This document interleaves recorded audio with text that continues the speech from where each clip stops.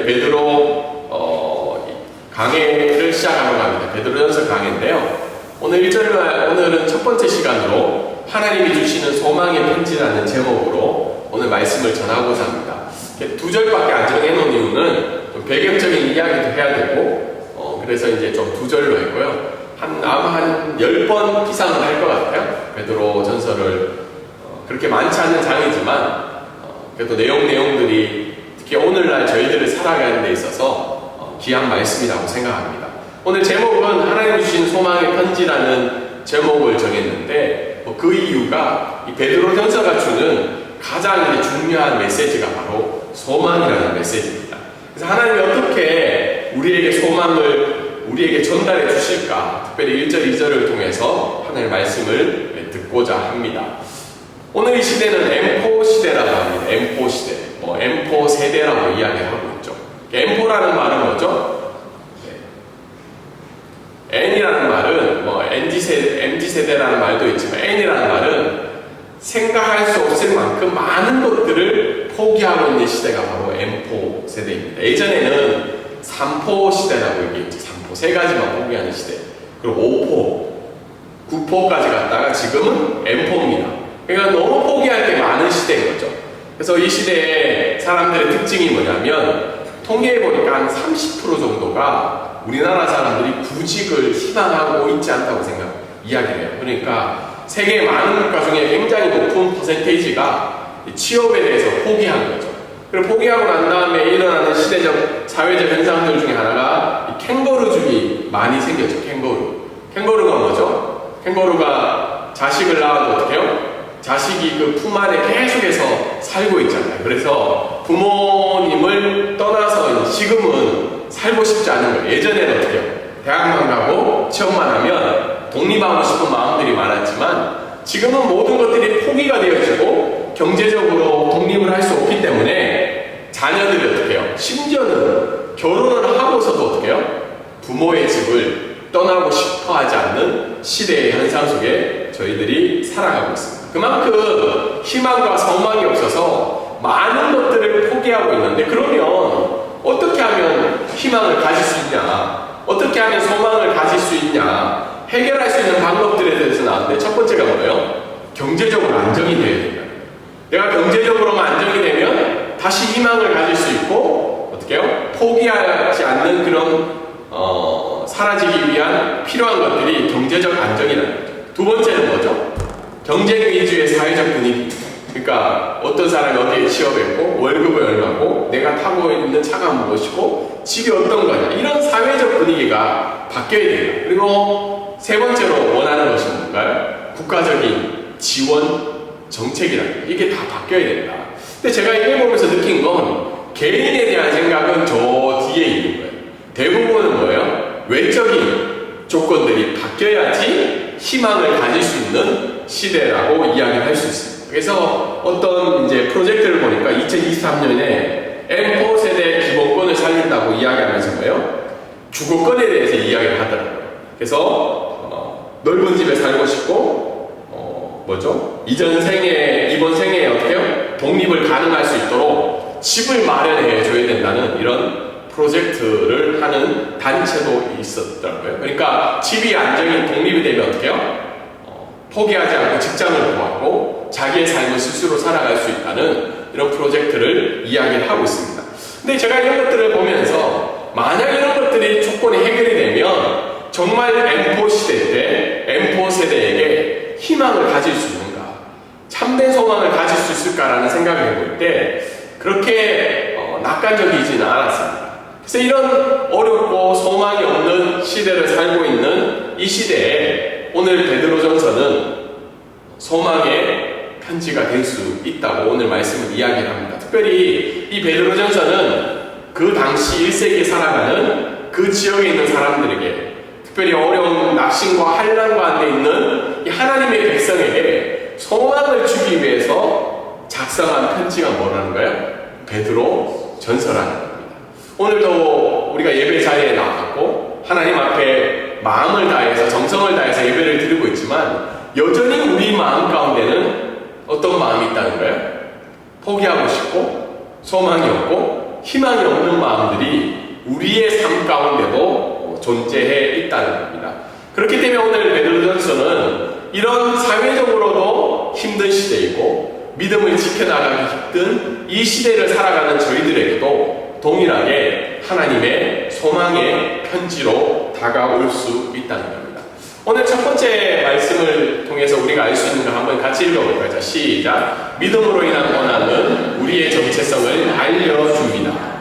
1절에 보면 예수 그리스도의 사도 베드로는 본도, 갈라디아, 갑바도기아, 아시아와 비두니아, 흩어진 나그네라고 1절에 이야기하고 있죠.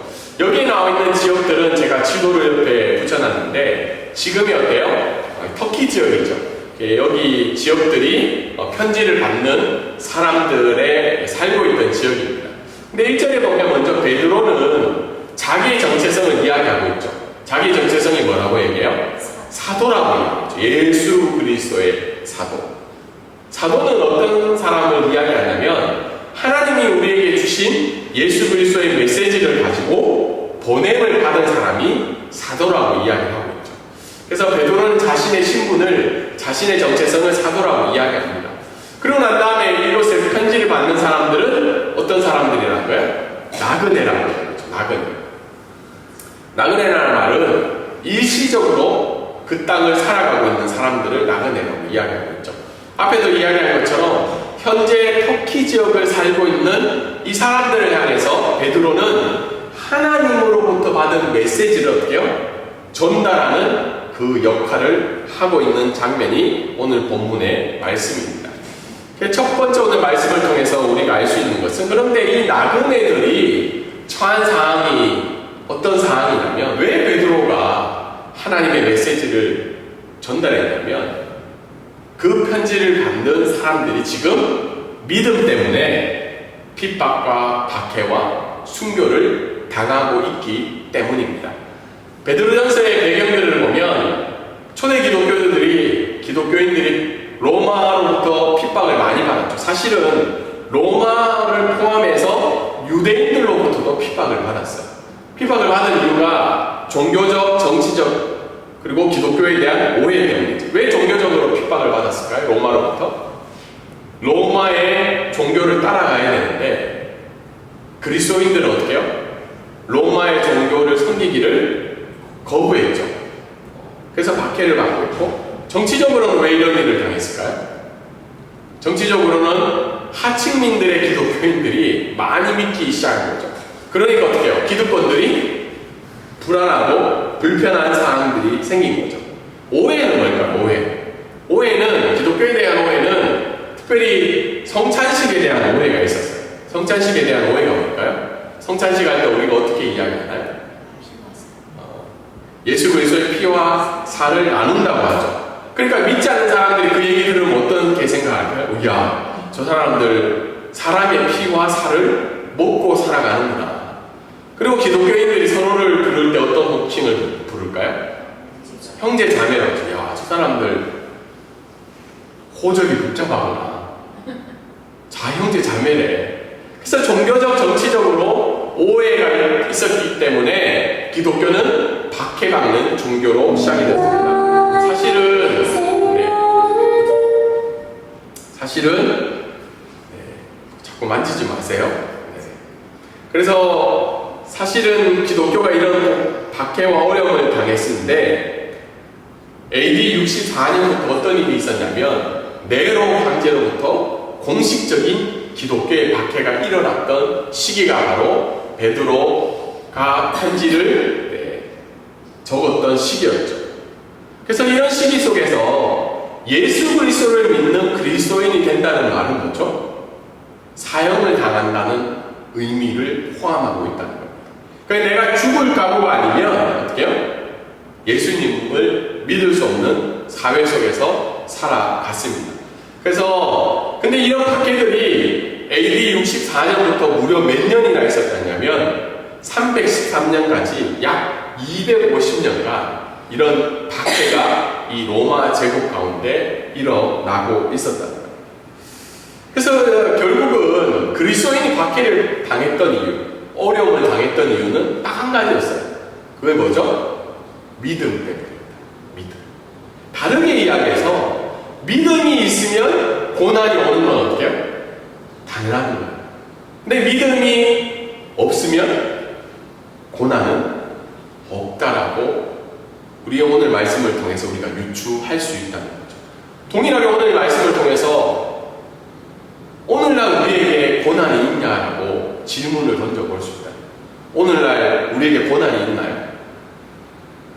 나는 너무 행복해. 하나님이 만사형통의 길을 열으셔서 오늘도 행복하고 내일도 행복하고 기도 안 돼도 다 될 거야. 내가 무슨 생각을 하든지 하나님이 다 이루어지시고 계셔라고 살아가는 사람은 이 땅에 없다는 거예요. 왜냐하면 우리가 고난을 당하는 이유가 믿음 때문이라면 그것은 뭐예요?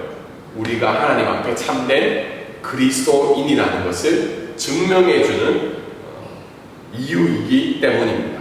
사실은 그래서 기독교는 굉장히 아이러니한 종교예요. 원래는 종교를 믿는 이유가 뭐죠? 모든 것들이 이루어지기 위해서 종교를 믿는데 아이러니하게도 예수 그리스도를 믿고 난 이후부터 우리에게 뭐가 더 많아진다는 거예요? 고난이 더 많아진다는 거예요. 근데 이 고난을 생각할 때 고난을 당하는 이유를 생각해 봐야 돼요. 우리가 믿음 때문에 당하는 고난인지 아니면 나의 욕심과 죄 때문에 당하는 고난인지. 그렇지만 성경은 오늘 우리에게 이야기하는 것이 너희가 지금 믿음 때문에 고난을 당하고 있다면 그것은 바로 너희가 참된 그리스도인이라는 증거야라고 오늘 우리에게 알려주고 있습니다. 그래서 이 말씀이 저에게는 위로가 되기도 하고 힘들어요. 그렇지 않나요? 저만 그렇게 생각하는지 몰라도 이게 위로가 되면서도 그리고 앞에 이야기한 것처럼 기독교인들이 초대 기독교인들이 몇 년 동안 당했다 했어요? 250년 동안. 우리에게 적용하면 어떻게 해요?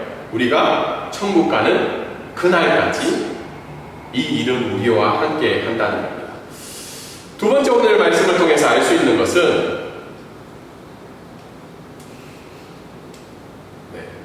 두 번째 오늘 통해서 알 수 있는 것은 나그네 인생을 인정하라는 겁니다. 나그네 인생.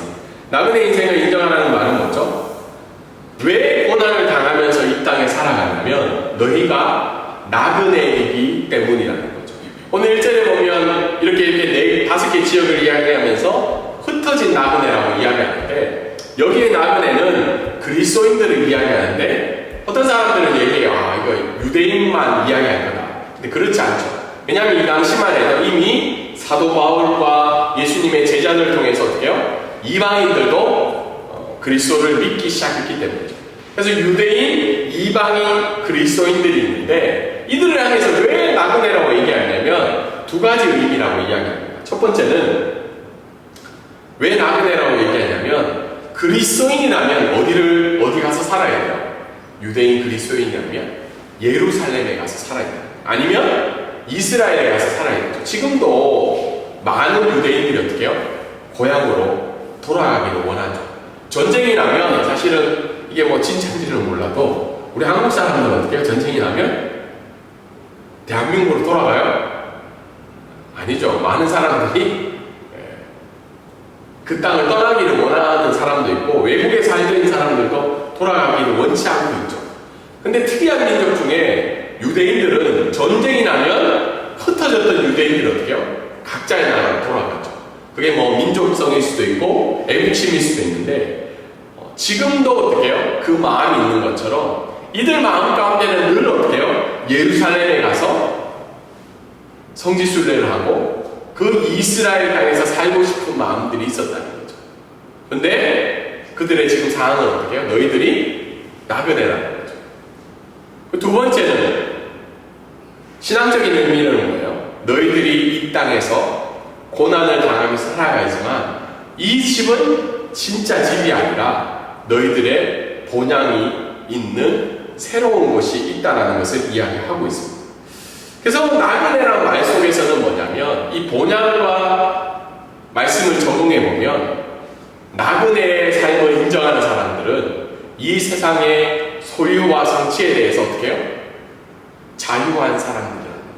그러니까 나그네이기 때문에 비자발적으로 그것을 누릴 수 없는 사람들이 아니라 우리가 돌아갈 집이 있기 때문에 지금 임시로 살아가는 이 땅에서의 소유와 성취에 대해서 어때요? 나는 자유할 수 있는 사람으로 살아가고 있다는 거예요. 동일하게 오늘 우리가 이 땅에 살아갈 때 우리가 믿음으로 인한 고난도 있지만 내 욕심과 욕망과 죄로 인한 어려움들도 있다는 거예요. 그런데 우리가 만약 진짜 집으로 갈 집이 있다면 지금 내가 여기에서 가지고 싶고 소유하고 싶고 성취하고 싶은 것에 대한 자유함이 생길 수 있다는 겁니다. 우리 지금 홍 집사님 집을 정리하고 있죠. 이것도 정리하고 저것도 정리하고 지금 새로운 물건을 사시진 않잖아요. 그 이유가 뭐예요? 어쨌든 7월에 내가 돌아가니까 정리해서 내가 가야 될 곳으로 가기 때문이죠. 그래서 이 말씀을 생각해 볼 때 저도 요즘에 한 번씩 상황들이 생겨서 뭘 바꿔봐야 되나 새로 사야 되나 이런 생각들이 한 번씩 들어와요. 그래서 제가 생각해보면 그래 왜 이게 없어서 힘들까 마음이 왜 이게 없어서 불편할까 그러던 중에 오늘 말씀을 생각해볼 때 내가 비강제적으로 살 수 있는 능력이 없어서 이것을 안 사는 것이 아니라 어떻게 해요? 그리스도인의 마음은 어때요? 우리가 돌아갈 집이 있기 때문에 세상 사람들이 가지고 싶어하는 소유와 성취에 대해서 우리는 자유할 수 있는 사람이라. 그래서 힘들고 어려움이 찾아올 때마다 내가 돌아갈 집이 있다라는 그것이 우리에게 소망이 되기도 하고, 두 번째는 뭐예요? 내가 사람들이 추구하는 소유와 성취에 대해서 내가 자유할 수 있는 그 원인은 뭐예요? 내가 나그네라는 사실이라는 거예요. 그리고 오늘 말씀을 통해서 우리가 알 수 있는 것은 고난이 찾아올 때 지나온 하나님의 은혜를 기억하라는 거죠. 여기에 이제 사도라는 베드로가 자기의 신분을 이야기하잖아요. 나는 사도다. 근데 여러분 베드로의 삶을 뒤돌아볼 때 사실 좀 그럴 때도 있잖아요. 사실 우리가 어릴 때, 저 같은 경우에도 어릴 때 저의 모습을 다 봤던 사람이 지금 만나가지고 어떻게 해요? 김익만 목사, 김익만 선교사, 김익만 학교에서 가르치는 교수?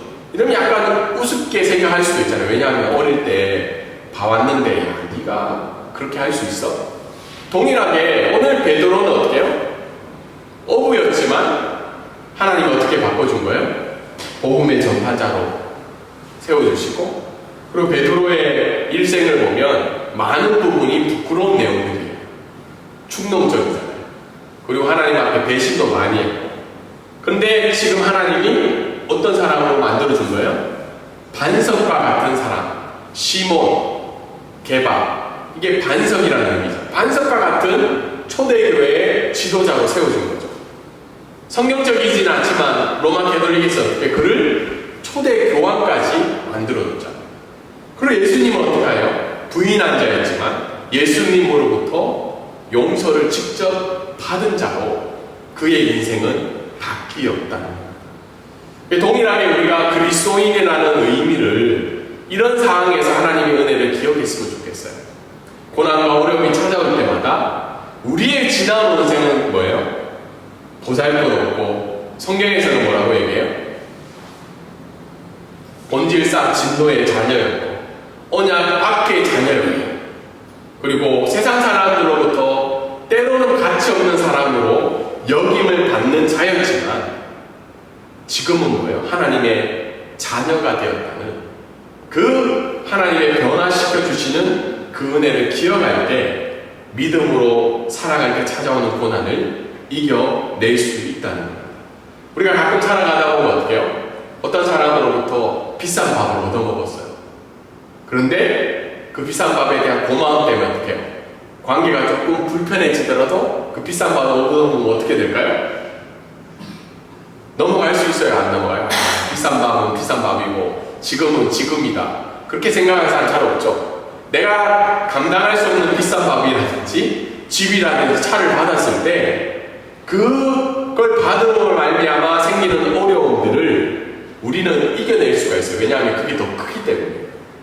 동일하게 우리가 이 땅에 믿음을 가지고 살아갈 때 어려움이 찾아올 때마다 무엇을 기억해야 되냐면 베드로가 고백했던 그 사도됨, 동일하게 우리가 뭐예요? 예수님을 따르는 그리스도인이라는 그 의미가 주는 그 은혜로 말미암아 우리가 이겨 나갔으면 좋겠습니다.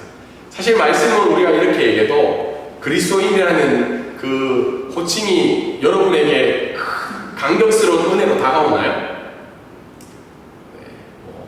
다가오시는 분도 계시겠지만 저도 이 말씀을 준비하면서 그렇게 감격이 안 느껴지더라고요. 그건 당연한 거고 내가 뭐 기독교인이고 그리스도인이고 당연한 거 아니냐.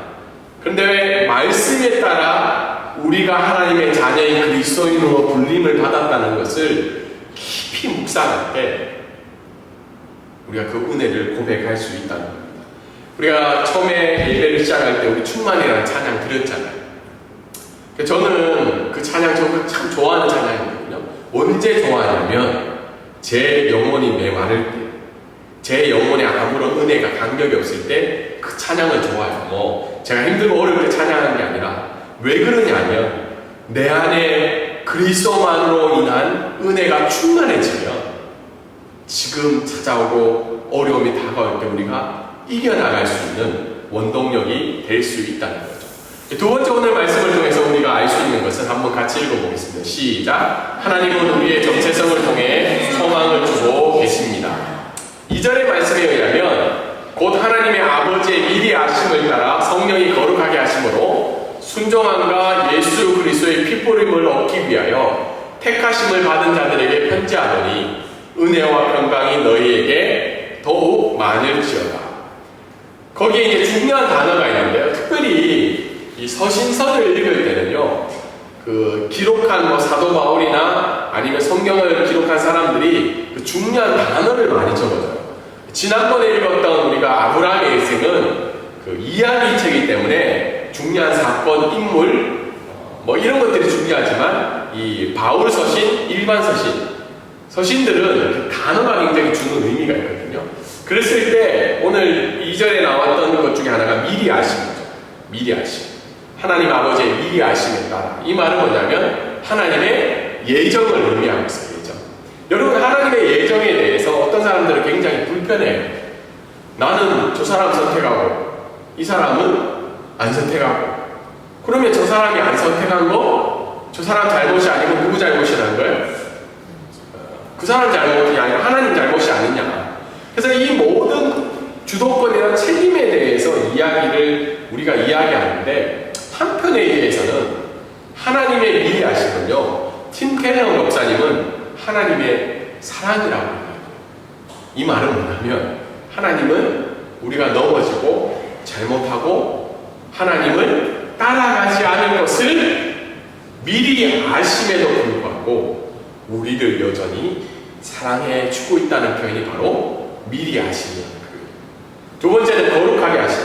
하나님은 우리를 선택하신 이유가 뭐죠? 예수 그리스도를 닮아가는 인생으로 거룩함을 위해서 순정하게 하시는 그 성화의 시작으로서 우리를 선택해 주셨다는 겁니다. 그래서 여러분, 이것을 우리가 좀 착각하면 하나님은 우리를 선택하신 이유가 우리가 잘 먹고 잘 살고 행복하게 하기 위한 것이 아니라 예수 그리스도를 닮아가는 인생으로 우리를 선택해 주셨다는 겁니다.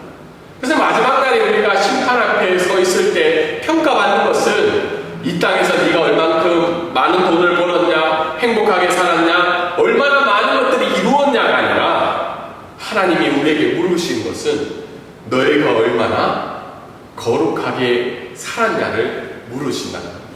그리고 택하심은 뭐죠? 강권적인 하나님의 선택이라는 거죠. 하나님의 뜻과 계획에 따라서 우리가 택함을 받았다는 거예요. 그러니까 어떤 사람은 물어요. 하나님이 왜 나를 택하셨을까? 내 안에 하나님의 택하신 이유를 찾을 때도 있죠. 내가 이래서 하나님 택했을까? 그런데 대부분의 거의 모든 기독교인들은 하나님이 나를 선택한 목적과 동기가 여러분은 이야기할 수 있어요? 하나님이 나 자신을 택한 이유에 대해서.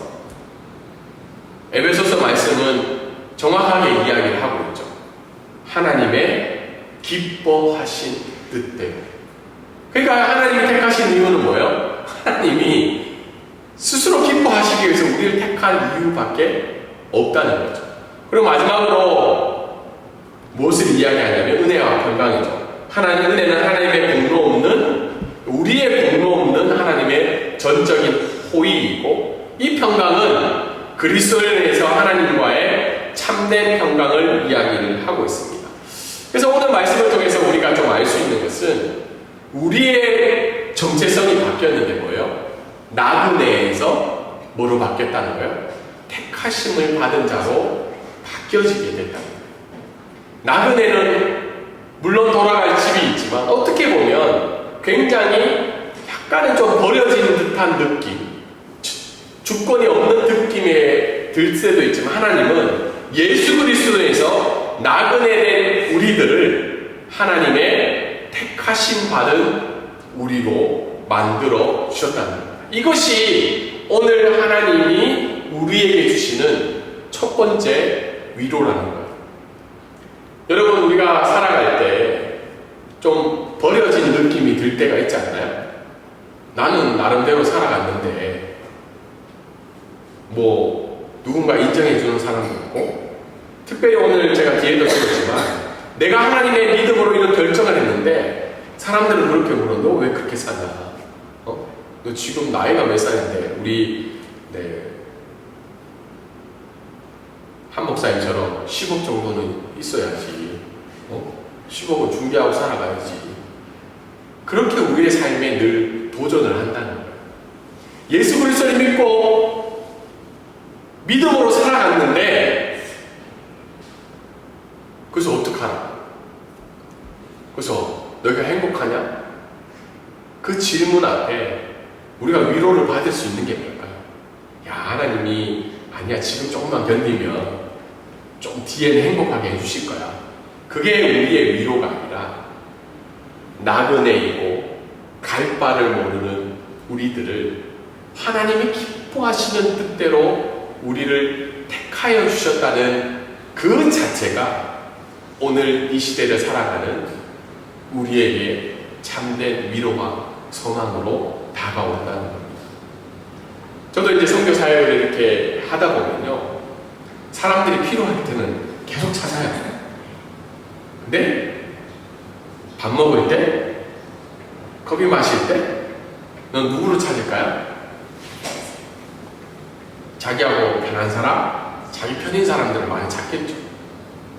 그래서 선교 사역을 하면 할수록, 특히 이제 어쨌든 하나님께서 담임 목사를 세워주면 이렇게 외로울 때가 있어요. 왜냐하면 계속 어떻게 해요? 이렇게 목회자는 좀 그래도 목회를 해야 되는 입장이잖아요. 위로를 받는 입장이니까. 그럴 때 뭐가 나에게 위로일까? 그러면 사람들이 어떻게 위로를 받을 대상으로 찾아갈 때도 있잖아요. 위로를 받는 모습. 그래서 오늘 하나님의 말씀은 그것이 너에게 위로를 주는 것이 아니라 나그네 인생 같은 너의 인생 가운데 내가 나의 기뻐하는 뜻대로 너를 택했다. 너를 선택했고 너를 향한 나의 계획이 있다. 이 말씀이 그 시대를 살아가는 자들에게 위로였고 동일하게 오늘 이 시대를 살아가는 저희들에게 참된 위로가 된다는 겁니다. 그리고 두 번째 말씀을 통해서 알 수 있는 것은 모든 것을 미리 알고 계신 하나님을 오늘 이야기하고 있는 거예요. 두 번째 2절에 보면 곧 하나님 아버지의 미리 아심에 따라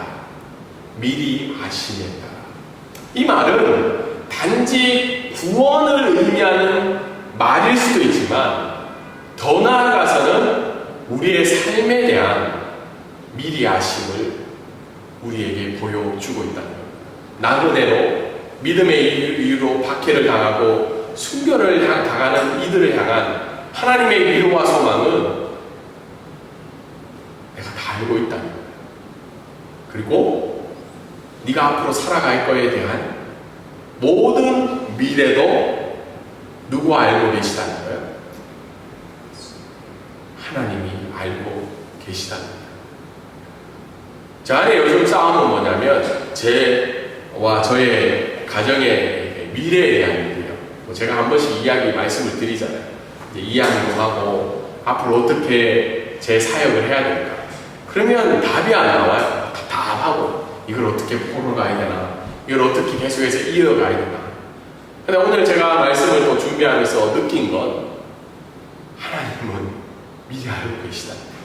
미리 아시는 분이 하나님이시다면 우리가 해야 될 게 뭘까요? 따라가는 거죠. 그리고 또 한편의 위로와 소망은 뭐냐면 이 복잡한 사회 속에서 억울함도 많잖아요. 억울함, 불합리함, 불공정함, 그리고 불편함, 이런 사항을 누가 알고 계시다는 거예요? 하나님이 미리 알고 계시다고 오늘 우리에게 알려주고 계신다는 거예요. 기독교를 저도 이제 목회를 하면 할수록, 선교 사역을 하면 할수록 그런 마음이 들 때가 많아요. 왜 내가 일을 해야 되나? 왜 내가 이 소리를 들으면서까지 이걸 해야 되나? 왜 내가 이런 취급을 당하면서까지 이거를 계속 붙들고 나아가야 되나는 생각이 들 때가 갈수록 많아지는 것 같아요, 이제. 그럴 때마다 저희 가족이나 특히 제 아내가 위로를 해줄 때도 있어요. 이게 필요한 일이니까 하면 좋겠다. 그리고 우리 같이 예배드리는 분들도 서로 위로하고 격려하지만 그 위로와 소망은 잠깐이잖아요. 근데 그럴 때마다 오늘 저에게 또 주시는 말씀이, 하나님은 저와 여러분의 현재와 과거와 미래를 다 알고 계시다는 겁니다. 이 말씀이 여러분의 지금 하나님 앞에 정한 하나님을 위한 결정들에 참된 위로와 소망과 동력이 되기를 주님의 이름으로 소망합니다. 마지막으로 은혜와 평강으로 하루를 시작하는 삶이 우리에게 참된 소망이 된다는 겁니다. 2절에 보면 마지막에 이렇게 이야기하고 있죠. 은혜와 평강이 너희에게 더욱 많을지어다. 이게 사도 베드로가 그 당시에 편지를 받는 사람들을 향한 축복의 기도였고 간절한 소망이었죠. 왜냐하면 저와 여러분들, 그들은 하나님의 은혜로 살아가는 존재이며 참된 은혜와 평강이 하나님을 통해서 누릴 수 있다는 고백하는 신앙이었죠. 그래서 만약에 지금 우리가 살아가는 동력이 하나님의 은혜로만 살아갈 수가 있고, 정말 참된 평강과 은혜가 하나님을 통해서 얻을 수 있다는 그 믿음의 고백이 있다면 우리는 굉장히 내면에 어때요? 강건함을 누릴 수 있다는 겁니다. 여러분, 지금 우리는 내면의 강건함을 위해서 기도를 많이 하잖아요. 말씀도 보고 기도도 하고 묵상도 하고 여러 가지 것들을 많이 하는데, 그 고백의 기반이 뭐냐면 은혜와 평강이에요. 은혜와 평강이 누구에게서 왔으며 그것이 무엇이라는 의미를 우리에게 깨닫는 은혜가 우리에게 있다면 내면의 강건함과 고요함이 우리의 삶을 매일매일 지배할 수 있다는 겁니다. 아침에 우리가 내면의 고요함을 누리기를 원하잖아요. 일어나면 어떻게 해요? 저도 일어나면 카톡과 라인에 수많은 막 메시지들이 와 있어요. 이게 바뀌어 있고 저게 틀려 있고 이걸 요청하고 이거 알아봐 달라고. 그러면 아침부터 죄송한 얘기지만 목사지만 뭐가 올라올까요? 짜증이 확 올라와요. 그리고 우리 애들도 아빠가 이렇게 짜증이 엄청 낸다는 걸 알고 있어요. 저희들. 왜냐하면 뭔가 확 찾아올 때 제가 좀 짜증이 많이 나거든요. 근데 어떻게 해요?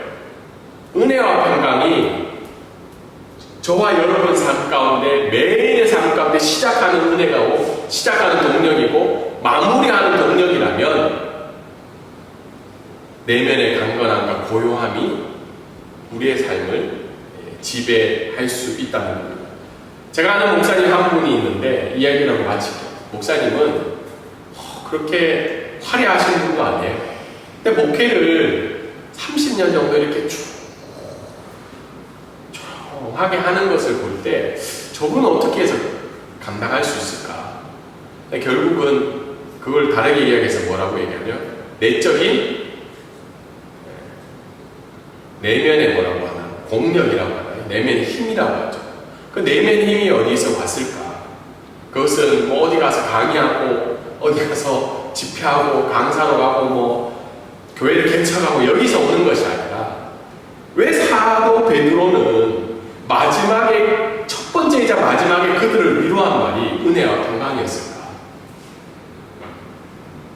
예를 들어서 사도 베드로가 이렇게 얘기할 수 있잖아요. 너희들의 고난이 이제 끝날 거야. 하나님이 많은 것으로 갚아줄 거야. 하나님 앞에 기도해봐.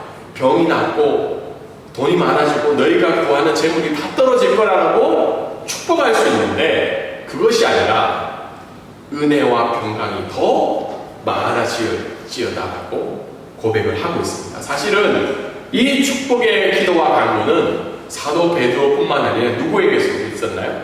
사도 바울에게도 이 말씀이 있었습니다. 그래서 소망하기는 저와 여러분의 하루의 시작이 하루의 마무리가 하나님의 은혜로 살아갈 수밖에 없으며 참된 평화가 평강이 하나님으로부터밖에 올 수 없음을 고백하는 그 믿음의 고백으로 말미암아 여러분의 삶 가운데 내면의 강건함과 고요함이 날마다 더 풍성해지시기를 주님의 이름으로 소망합니다. 마지막으로 적용하면 믿음으로 살아갈 때 경험하는 어려움의 고난이 반드시 있다는 겁니다. 그 믿음으로 인한 어려움과 고난을 받아들이는 믿음의 깊이가 저희들 가운데 있기를 원하며 또한 하나님이 나그네로 이 땅을 살아가는 우리들을 선택하셔서 미리 하심으로 하나님의 자녀로 삼아주셨다는 그 사실이 저와 여러분에게 참된 위로와 소망으로 다가오는 한 주가 되시기를 주님의 이름으로 소망합니다.